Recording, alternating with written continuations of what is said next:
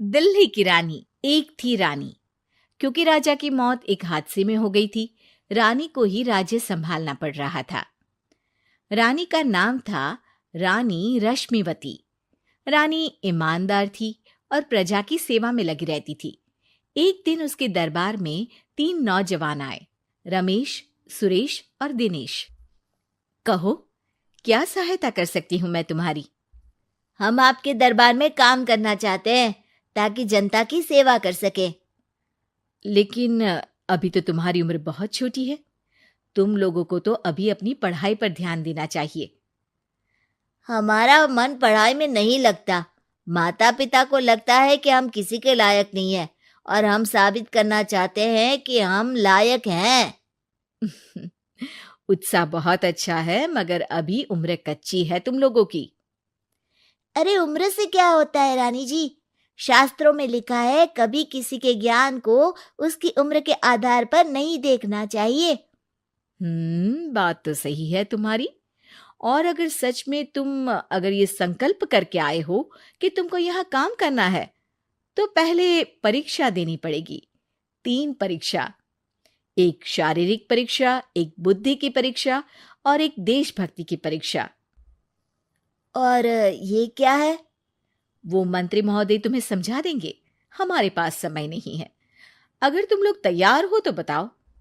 हाँ हाँ, हम तैयार है किसी भी परीक्षा के लिए। मैं भी तैयार हूँ कुछ भी कर गुजरने के लिए। तो ठीक है मंत्री जी, आप इन तीनों की परीक्षा कल से ही शुरू कर दीजिए। जो आ गया रानी साहिबा। अगले दिन से ही तीनों की परीक्षा शुरू हो जाती है। पहले शारीरिक परीक्षा, यानी किस में कितना है दम, ये देखेंगे हम। क्योंकि शरीर में दम होगा तभी तो प्रजा की सेवा में दम लगा पाओगे। हमें क्या करना होगा? वो पेड़ दिख रहा है, जो सबसे पहले चढ़ेगा उस पे दरबार में नौकरी पाने के अवसर उसी के बढ़ जाएंगे। मैं चढ़ता हूँ। अरे रुको रुको, गिनती गिनने दो। 1, 2, 3। 3 की गिनती के बाद रमेश और सुरेश भागकर पेड़ के पास गए, मगर दिनेश आराम से पेड़ के पास गया। जैसे ही रमेश और सुरेश आधे पेड़ तक चढ़ गए, दिनेश ने उन दोनों की टांग पकड़ के उन्हें नीचे गिरा दिया और खुद पेड़ पर चढ़ गया। दिनेश की जीत हुई। अरे लेकिन इसने बेईमानी की। बेईमानी नहीं की, बुद्धि लगाई।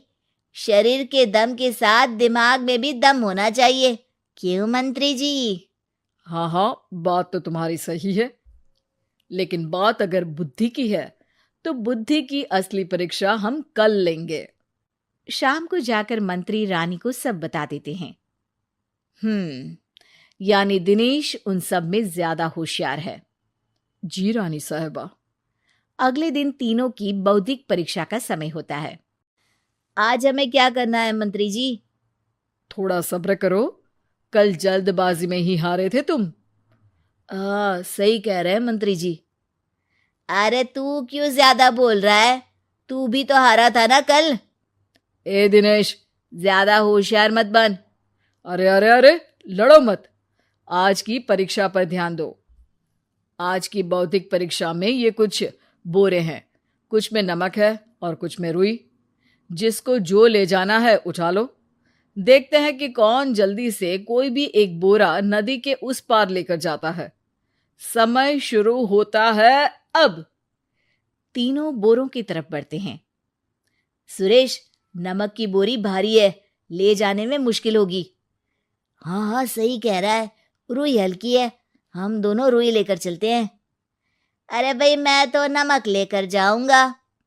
रमेश और सुरेश ये सोचकर हंसते हैं कि आज तो दिनेश हार ही जाएगा। दौड़ शुरू होती है। 1, 2, 3। तीनों नदी की तरफ भागते हैं। रुई में वजन कम होने के कारण रमेश और सुरेश आगे निकल जाते हैं और दिनेश थोड़ा पीछे।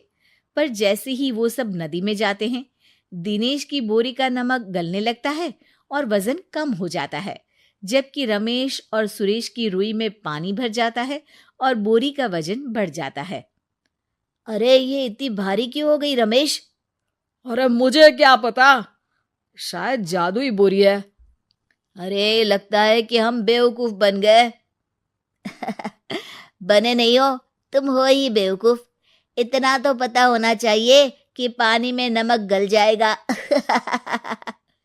दिनेश का पूरा नमक गल जाता है और बोरी खाली हो जाती है। वो जल्दी से रेस पूरी कर लेता है। इस परीक्षा के विजेता भी दिनेश ही हैं। उसने दिमाग लगाकर दिखा दिया कि वो बौद्धिक परीक्षा में भी रमेश और सुरेश से आगे है। अब कल तुम्हारी देशभक्ति की परीक्षा होगी, जो स्वयं रानी मां लेंगी। रात को फिर मंत्री रानी के पास जाकर बता देते हैं कि आज की परीक्षा में कैसे दिनेश ने अक्लमंदी दिखाई और बौद्धिक परीक्षा में भी उसी की जीत हुई। अरे वाह, दिनेश तो हमारे बहुत काम आ सकता है। हम उत्साहित हैं कल की परीक्षा के लिए। वो तो ठीक है रानी साहिबा, लेकिन हमने सुना है कि पड़ोसी राज्य का राजा आकाशदीप हमारे राज्य की सीमा में घुसपैठ कर रहा है। ये तो चिंता की बात है। हमें जल्द ही कुछ करना चाहिए। अगले दिन रमेश, सुरेश और दिनेश अपनी आखिरी देशभक्ति की परीक्षा के लिए दरबार में आते हैं। प्रणाम रानी साहिबा। नमस्कार रानी जी। प्रणाम रानी माँ। हमने तुम्हारी परीक्षा पर गौर किया। दिनेश आगे हैं। हम तुम तीनों में से किसी दो को ही दरबार में काम दे सकते हैं। किसी एक को आज जाना होगा। तो देशभक्ति की परीक्षा के लिए तैयार हो? पूरी तरह से। मैं तीनों से एक ही सवाल करूंगी। जिसका जवाब सबसे सही लगेगा उसे तो नौकरी मिल ही जाएगी।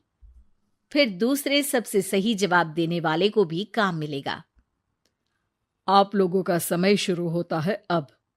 ज्यादा सोचने का समय नहीं होगा। जो मन में पहली बात आए उसका जवाब दे।